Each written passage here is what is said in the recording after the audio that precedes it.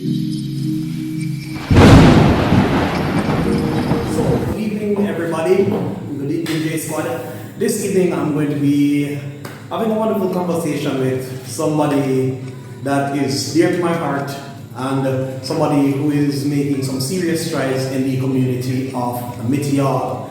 Right here in the Parish of Saint Thomas, this evening we are with Bishop Martell Cole. Yes, sir. The great. So,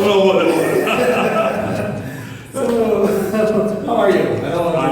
I am doing awesome. All right. I keep my ears to the ground, and about the past year or so, I've been hearing and having the opportunity of seeing some great things that you've been doing. One particular great thing, and I will be talking about a little bit later on, but today we are going to be talking about something special. This wonderful place that we are at, right here in Mityal. Yes. So, first of all, we want to get some background about the man, and then we'll talk about the work. Sure. So, feel free to talk to Well, thank you so much. My spiritual son, I do appreciate you being with me this evening. I took a short run just to do something special here.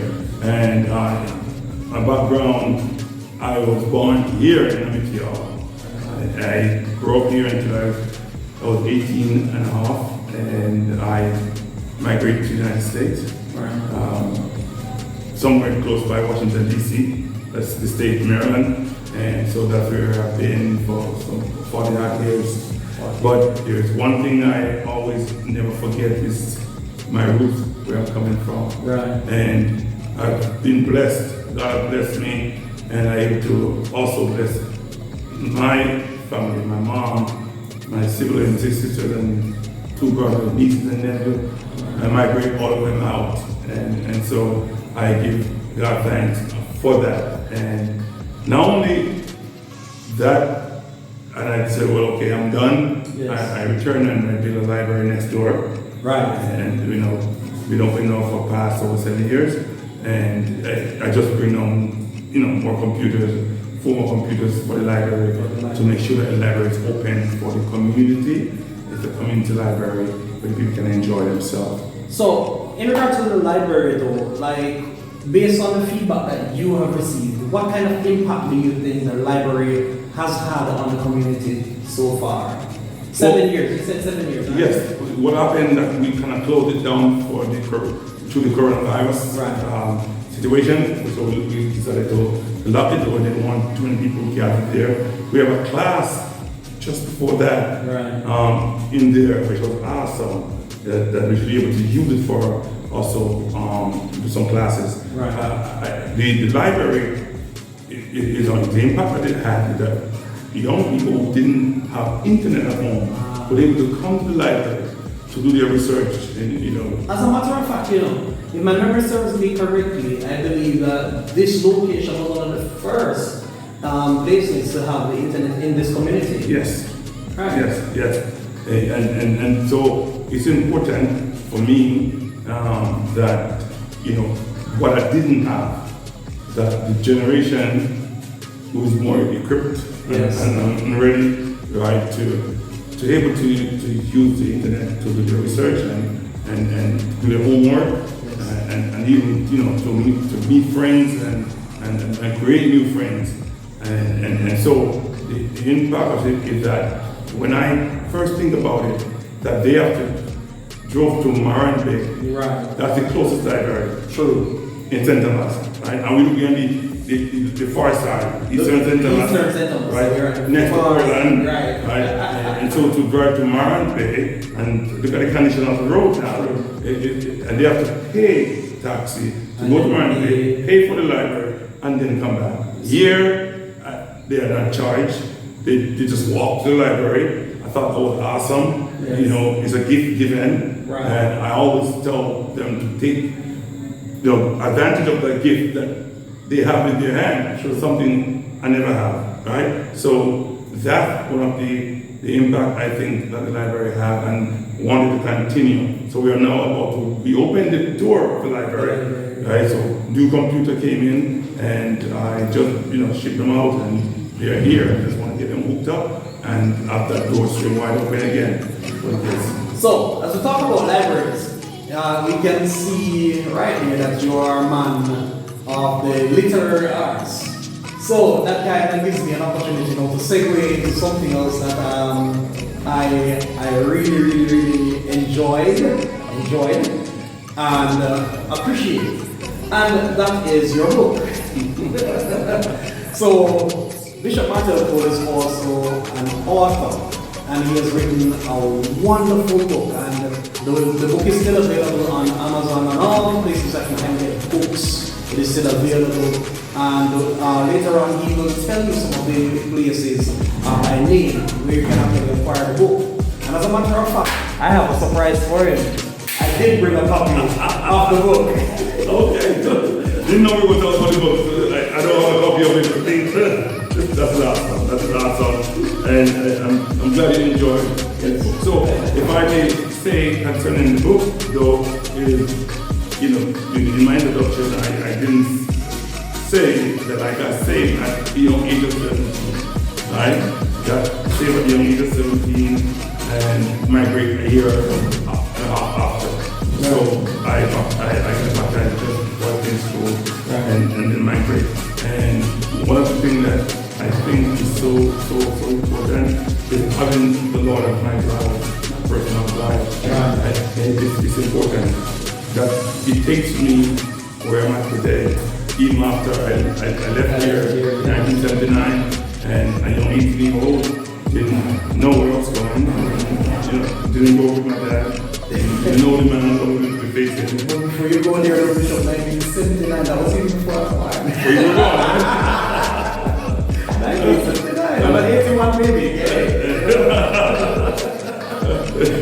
So I do so many things before you were born, right?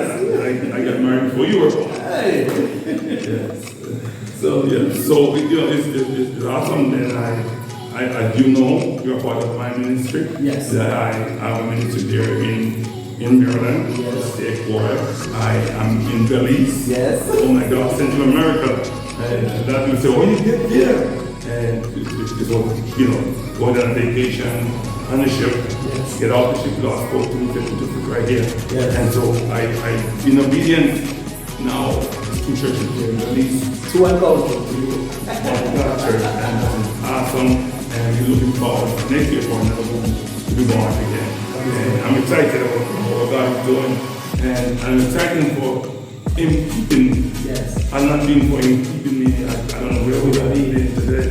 So I really appreciate, you to share my story. And if young boy, I want everybody to read the book. Young boy reading this book, it gives them a sense of purpose. Yes. Right? And that's my goal. Is that I did not grow up with a full spoon. I always say I grew up very poor. Right. There are days I couldn't go to school. God never wear shoes. But God has opened that door for me. And remember one thing, I'm a strong believer in this. When God bless you, He bless us. It's not for you to run place and say, yeah man, I'm doing great, I'm doing well, I got 5 houses, I got 10 cars, and no, He wants you to bless somebody else. And I think that's what I've been doing all my life, is to bless somebody else. One of the stories that I wanted to share with you quickly is that, as you know, I was diagnosed with cancer. Right. And my son, this is my first son, asked me the question, he said, Daddy, from the time I was born to now, how is you're doing good for people? And if you've been doing so much good, is this your pay? This is what you get paid for? Is this a reward? He said, I don't need to do any good there. And I have to caution him, son, don't think like that. Because life has a way of throwing a curveball at you. Sure. Right? And so in life, we have to prepare ourselves for anything and everything, right? And I'm still alive, right? I'm still here. I give God thanks. And the last time I did my test, there was nothing there. And so I want to give God thanks for that. That's part of my ministry, healing and deliverance, right? Yes, healing and deliverance, right? So we believe God in everything. I'm excited about the ministry. And let me just add, the ministry is Mount of God Tabernacle. So look us up on Google, look us up on YouTube, YouTube, look us up all over anywhere social media is. Mount of God Tabernacle. Look it up. Powerful ministry. Yes, and from Maryland, we are online every Sunday morning at 11 a.m. Yes. And we are through the night at 8 o'clock. And through the night Bible study, Wednesday night prayer at 8 o'clock. And so you can, we believe, I mean, the ministry, as you know, is doing so much good in people's lives, so much change. It's about deliverance, right?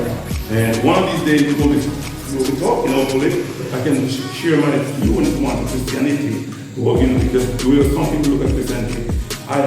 When I was in church yesterday, I was so tired. I still go to church yesterday. I was thinking and talking to the Virgin there in Long Bay. Right. I was in Korea. That's Long Bay, Portland. Portland. Right. And so, tell them that there's one thing that we have to stay away from is a cult type of religion. Right. Because religion can become Cultivation. Yes. right? And we don't want that in our ministry. No. We want to make sure that the ministry is free, right? Yes. Because when you accept the Lord, it's freedom. It's freedom. Right? It's a way of deliverance, a way of believing. We don't want to put a yoke on the people's shoulder, right? That you have to be circumcised before you can be circumcised. I don't want to start preaching right now, but I just want to share that, with you that Jesus believe that when you go into some churches and they have all of these demands that biblical but cultural, right? And then we grow up in that kind of culture and believe that what we want to do there. Right. And it's not. Going to heaven must be simple, right? A cleaning of your heart. Going to heaven must be simple, living for God. Going to heaven, it must be that you are born again within the heart, right? Not on the outside. Right? So you have to be born again from the heart, completely, and we have convention coming up, right? Yes. In August. Yes. And so I'm going to be doing some teaching Monday, Tuesday, and Wednesday. And one of some of those things that I would love to talk about and to tell people of God that there shouldn't be no yoke. Right. Because it heavy us down. So, regarding the convention that is coming up in August, can you just shed some light as to when in August the convention is? Sunday. And how the persons who might be viewing this video can get to this location? Definitely. As you know, I'm here for 2 days now. We're heading back. I'll be back in August. The convention starts August 6th. 6th of August. Sunday, August 6th. And we have our service Sunday morning and at 11 o'clock. Then we'll be moving to Sunday night service, which is our program.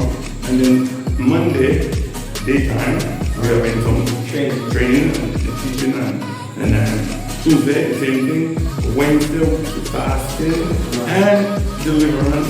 Fasting and deliverance. We do some mighty powerful work here on Wednesday, right? So if you are sick, if you are tied up, if you are burdened up, whatever going on in your life, and things not moving the direction it should move, come on down. Come on down. Right here, I meet you all. Right here. Right? So I meet you all right here past Bowden Grove. Come on straight, head towards the right to Portland, and we're the last district for into Portland. So we're right there. You see the church, you see the library, and you see the container where we are right now. Right. So don't miss it. It's going to be powerful, and I want you to be there. Definitely. Now, as you mentioned the container in Arcadia, something special has happened, and I want to tell the people about this setting, this new venture that is right here in Arcadia, Saint Thomas. Yes. Shed some light on it for me, please. What's going on in this special place right So here? in this special place, right? Yes. We decided to open our game room. Game room. Our game room. You see, I'm excited about it because the library is there, but I didn't stop at the library, right? So I wanted young people to have some more fun. So the church is there. The church is there. The library is there. Library is there. And now the game room. Now the game room. And the game room not only consists of game room, but we also have it's called Yap, right? And I'm going to explain that to you, right? So it's called Yap. A variety store where we sell all different kinds of things, shoes and clothes and everything in order, right? We do cloth shoes, we do different type of shoes, and we buy them and have it shipped out. And you get it, you have to pay for down payment and that. So here we have a place where you can have your breakfast. Right, we do pancake. You try all those sandwiches that we did here, right? The sandwiches, the burgers. Yes. So we have all those, excited about that. So right here passing by, right, you can have your breakfast, you can have your lunch, and we open that soup, you can have dinner. Yes. Guess what and something I found it, show them on chef's skill, right? Yeah. And I did some jerk pork and jerk chicken. Yes, oh my God, that was good. I heard about it, it was good. So I hope that I can come up again and do that, right? Some jerk pork. So here we are on Saturday, we open the door to the game room. And as you know, the game room consists of a whole lot of games. I don't know how we have here, but I know we have pool table, right? Ping pong. You have VR, virtual reality. Virtual reality. You have PlayStation, Xbox, Xbox. And then you have the arcade type games. We have arcade, two arcade by the way. Listen. Right? So, oh my God, look at this. Yes. Right? And for young boys to come in, stay off the street, right, and come in and just have fun here. Because you see, and let me just jump in right here. One of the biggest issues that we have, especially in our society here in Jamaica, is that a lot of the young people have nowhere to go for recreation. And not just the fact that they have nowhere to go for recreation, but when you talk about even church, a lot of persons would like to come to church, but they are saying sometimes that it's not as appealing. So when you can create a game room like this, they don't have to worry about the four walls. Sometimes they can come, but they're still in the environment and the space of a good ministry. And then guess what?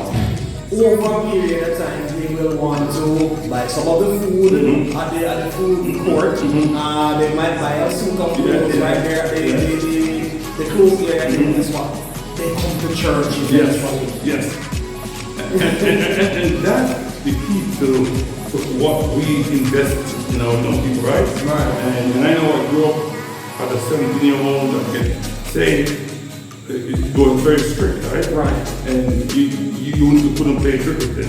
I love cricket, right? Yeah. I'm a left-hander, right? And so I couldn't play cricket anymore. You don't want to play soccer anymore. I don't think, and they use the scripture, right? But because I probably bought a little, right? All the first, all things. Right? But listen to this though, that what people have to understand, right? Balance like probably for a little. You still need that balance, right? Yes. Don't just condemn it as well. It don't because exercise just right. It's about good health, right? Yes. So every time you exercise about good health, right? And we all know that all this process all things, right?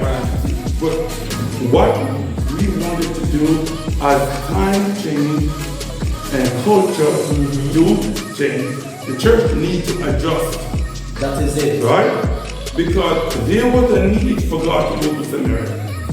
Remember now, the Jews have nothing to do with the Samaritans.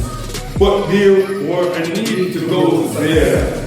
And so we have to understand when there is a need to adjust our belief. Right? Because if our belief is not based on Bible, right, and scripture, we have to understand that we have to be able to adjust. And so we want to meet the young people where they are. Don't nobody fool. People tell you, no, the church not coming down to nobody. The church not coming down. Right? We're not moving away no holiness. What we are meeting people where they are. And it's important, right? Okay, if a man tell you, well, because if you promote suit all the time, suit, right? And somebody wants to come to church, well, say, well, you know what, I don't want a suit. I'm not going to be accepted by them, right? So we have to understand.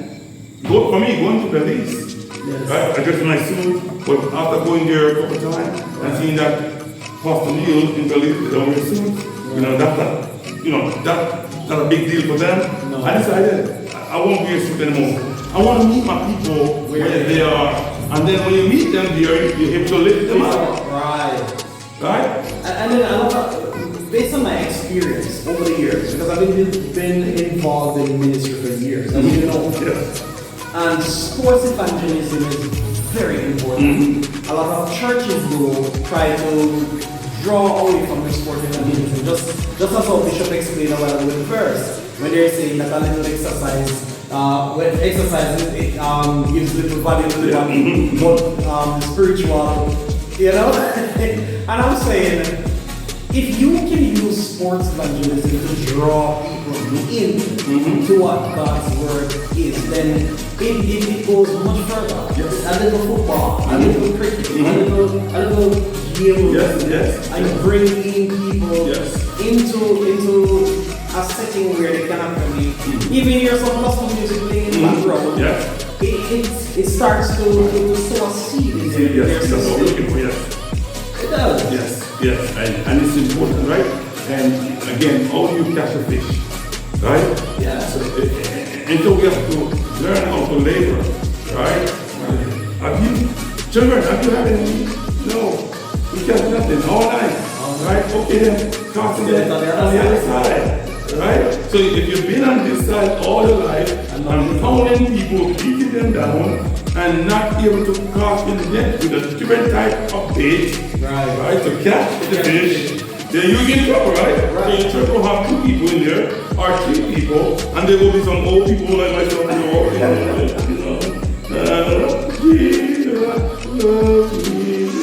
right? We want young people, young generation, and so that's why I'm the politician, right? So can I talk about that for a little bit? So in politics, you have this rotation all the time, right? The same people with the same dumb ideas, right?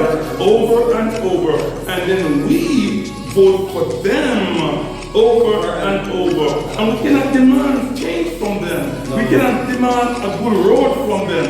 We cannot demand a safe community from them. Right? When you call the police and the police tell you that we don't have a jeep to come to see you, that is dangerous. When you don't have an ambulance to come pick you up, carry all the time, take to the doctor and road is so terrible bad, how are you going to see your life going to be saved? People need to demand those things from their government. Right? And I have a lot to say, right? Maybe I might run for Prime Minister soon. I don't know. But we have to learn to change. And that's what I'm basing on. We have to learn how to know when to over them, when to follow them, when to walk away, and when to run. we just can't sit at the table all the time. We're losing. Hello, somebody. We're losing. I hear a preaching. So we have to learn that, right? We have to learn to change our position and help to bring people into the love of God. I hear people say, oh, I already have the 2 and the 3. Okay? God is not like that. It's a big mistake there. Okay? God is God of progress. Right? Just to add something to that, Bishop Cole. Just this week I was listening to something and I found it so profound. There was a preacher that was on I think it was one of those social media platforms, and he was saying something about a lot of people seeing God in the framework of plus. He will add to you, because the word says, seek ye first the kingdom of God and all his righteousness and all things added. But he was saying that God is not so much of in the business of addition, but multiplication. Because he said, be fruitful and multiply. So God is big on math. But he worked out something, and when he did that formula, it was mind-boggling for me. Because he said 2 plus 2, 4. So everybody's on a level playing field. So if you decide to start plusing, and you say 4 plus 4, it would be 8, won't it?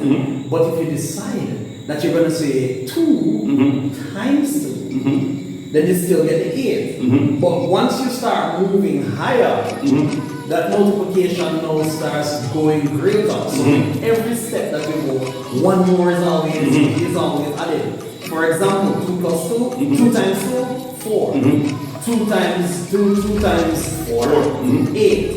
2 times 8, 16. Right. And we keep going up. So 2 plus 8, 2 plus 8, 10. You see that? The same thing, same numbers. Right. Once it is multiplication, we are now at 16. Right, and that's what I wanted to talk about also when we talk about that, is when he gives talents. Come on. Right? And the man with the five go and work with the five, right? And so here again what we're saying is not the 2 and the 3. Right. Okay? Where the 2 and 3 gather. He's in the midst to bless and to do them good. And I'd rather have the 2 and 3 in the church that live in good and want to have a church full of sinners. But what the church is for? The church for sinners, right? Yes. I don't know if nobody knows that. They think the church is for the righteous people, right? And they profess to be righteous. But you know what? You see all those righteous hypocrites? Bad art people, only the outside look good, right? But the inside is corrupt and wicked, right? And when you find a church that like to condemn, it's not yet a church. Come on now. Right? We have a church up in here. When you find a church, right, that like to beat on people, it's not a church. No, I quote a scripture I read to you last time when I was talking to you, right? And this rich young man want to know how could I say it, right? And Jesus said, well, you have to do this, you have to do that. I mean, you know all this from my youth. Yes. Right? I just said, okay then, if you know all this then, go ahead and sell all of it. Right? And do you sell it, give it to the poor. And come, follow me. I want to show somebody something that is a God of patience too, right? Yes. So you know that young ruler need time, right? Time to do what? To obey, right? Is to sell everything. Yes. Right? Give it to the poor. Yes. We won't take the same day you tell them the big going to happen. Right? Sell everything first. Right? You have a lot. Yes. Okay, you need time to sell everything. Yes. And then one time to distribute it to the poor. Right. And then you say, oh, they all that come and follow me. Right? And so God's a God of time. Right? But we are to remember that it's also a progressive God. Right. God wants to stay the same way. So when people go, well, maybe God wants me to pour for my life. I don't want to be poor. No. Poorness is what they call it. It's wickedness, right? Believe me, right? Because he has not your shoes 2 years of school. Has to be out of school for months. That's not God. That's not what God wants. But what people fail to understand is how the wealth is distributed, right? Yes. He said to the Israelites, take from the neighbor, right? Borrow from them, knowing that they won't give it back. Right? He said, well, borrow from them and take it with you. And understand what he told them not to take as well. Exactly. Take the gold. Take the gold, right? The best of the best. Right? And that's who our God is when we wait on him and be patient with him, right? He will open that door. And we don't understand that. But how do you know? And how do you see God? That's the question I always ask, right? Because do you see God in that form of God that will come down and communicate with you, a God that will come down and deal with you. Remember now, we don't do that anymore, but he's where he's in your heart. And I think that's where it's missing because he's not in everybody's heart. So this is what I want now for you to do for me, Bishop. Now, we just talked about the fact that God is in our heart. Mm-hmm. Now, take the opportunity, look straight into the camera and tell somebody out there why they should come to this location. Coming to this location, this is so important that we are a set of people that don't condemn anyone, right? We wanted you to know God for yourself, right? That when you know him, you're able to go out and gain more soul. Not only that, we want to have an environment of caring, loving, right? An environment where people can be uplifted, not be condemned, even when you make a mistake. We're there for you. Because I believe that don't look down on a man, and if you're looking down to pick him up, that's when you look down on a man, right? So we are here for you to be progressive, right? It's important that your talent be known and shown, and able to make room for you. The ministry make room for you, right? And so I'm excited about this ministry. So don't forget, it's Mount of God Tabernacle, right? And you might, again, I'm not here to tell you, I'm the leader, and this is all I lay the foundation. And you know, some people want to drag their feet, as you know. Some not want to follow the rules, but this is what your leader believes in. right? I believe in saving the soul of young people. I believe in saving a generation, right? Because if we lost a generation, we lost everything. And we don't want that to happen. So here we are again. Please come on in. I told the young people already. No person, right? Just come on and have fun. Like no fighting. Just come in and have fun. Just come play some games, right? Just do that, right? And if he's very small, there's nothing over $20, but depending on what game you want to play, right? Because we're going to play like this and all those stuff, right? Yes. So we have to do that. But it is competitive. And I won't reveal what God has in mind again. I have so much more that I want to do, Tell you what. We're not done yet. Can I tell something? I'm a young evangelist when I lived here in Jamaica. And now, start my home ministry. This is young man right here.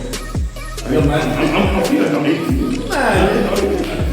I've never run a story from my church. Right. I wanted my church to progress first. Right? I don't deserve to be paid because I'm working hard, right? Yeah. But a lot of places with a job for over 33 years, working with the same company for 33 years. And so for me, I give away so much.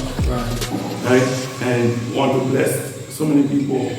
Right? And right now, I'm sitting here telling you, one of my goals was to have the headquarters of the one building. Yes. And we just moved in January. Yes. Right? And the whole building, we're closed down for 3 years. Yes. After renting for 10 years. That's our ministry is young. Yes. But we progressed in our ministry, right? Yeah. We're going all over the place now. Right? And not forget, the Lord spoke to me in Honduras. Right? So I need to get to Honduras. Right? But this is coming. It's really long to go to Honduras to do work for God. You remember some time ago, you and I had a conversation and I spoke to you about 4 new churches. Yes. And I've seen that manifest. I've seen it. Yes. So God is really doing